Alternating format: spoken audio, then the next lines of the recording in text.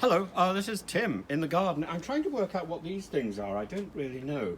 I know what they are, and those behind me are tomatoes, and I think that's a pear or an apple, and those are raspberries. So it's all terribly exciting, our little kitchen jungle.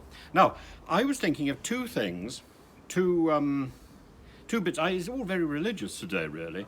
I promised I wouldn't talk about football, but I'm going to. So, to start with, you have to think of two contrasting verses in the New Testament. The first one is in Matthew chapter 5 verse 48, where Jesus says, "No one is perfect but God alone." Great. And the other one is in Luke's Gospel. It's a corresponding saying where somebody says to Jesus, "Good master" or something. He says, "Who are you calling good? No one is good but God alone," which is Luke 18 verse 19. So you've got this contrast. How on earth can you resolve this contrast? On the one hand, you've got Matthew saying be perfect, and on the other hand, you've got Luke saying no one's perfect but God.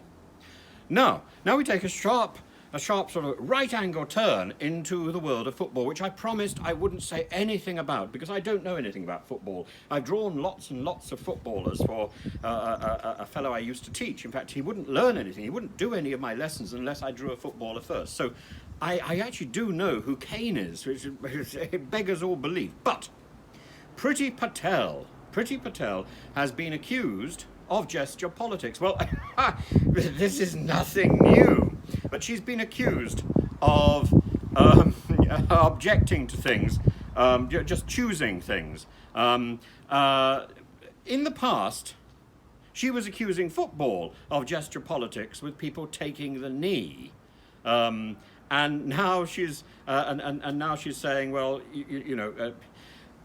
really, there is only one goal here. There is only one objective, and that is perfection. If you can't do perfection, then you are falling short. Racism is about a lack of perfection. So we all have to make as much effort all the time to be perfect. That's the Matthew 5:48.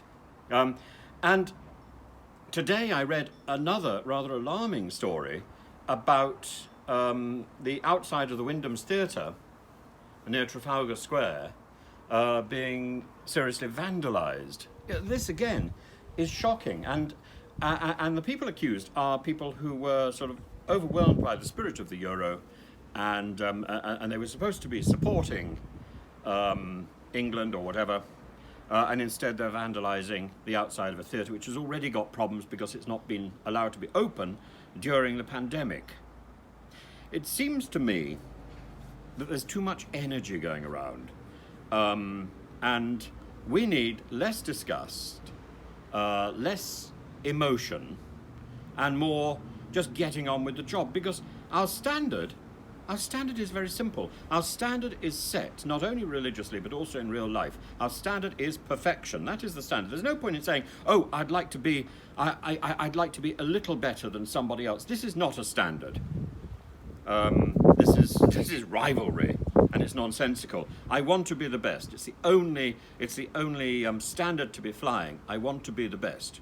And then we have to recognize that most of the time we fall short of that. No one is perfect but God alone. But it doesn't stop us aiming to be the best, aiming for perfection and recognizing that we're going to fail. And sort of all this carping about what this person or what that person is doing or has done or hasn't done, this is nonsense. And we just need to grow up, really. Sorry to be lecturing, and sorry to be so sort of biblical today, but anyway, those are my thoughts. Please subscribe, ring the bell, and you get a notice of whenever I'm sort of coming on here and saying yet another thing. So do ring the bell, subscribe to my channel, and see you soon. Bye bye.